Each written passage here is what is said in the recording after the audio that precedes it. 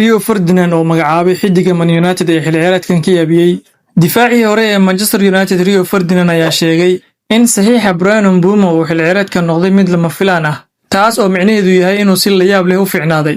Mbeumo ayaa isla markiiba saameyn ku yeeshay kooxda kadib markii adduun lacageed gaaraya 71 milyan oo pound uu uga soo wareegay Brentford bishii July.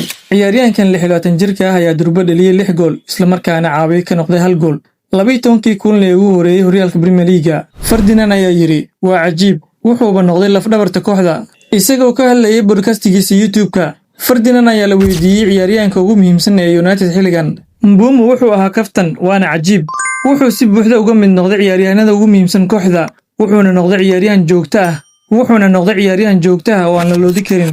Wuxuu intaas ku daray in tababarihii hore ee Brentford Thomas Frank uu dhawaan sheegay Mbeumo inuu yahay ku dhawaad garab dhameystiran. Waxaan aaminsanahay in dhamaadka xilli ciyaareedkan uu noqon doono mid ka mid ah garbaha ugu dhameystiran Premier League.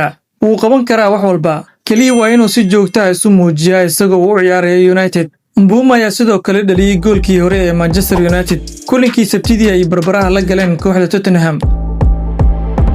Fiid wanaagsan saaxiibayaal, meel walba aad naga daawanaysaan. Intaas ayaan ku soo gabagabeynayaa warbixintii koobneed ee nagu hadlayay wararkii ugu dambeeyay ee kubadda cagta.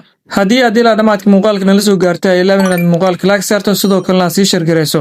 Haddii aad nagu cusubtaan nagu soo biir oo ka mid noqo asxaabtan ugu xiran. Mahadsanid.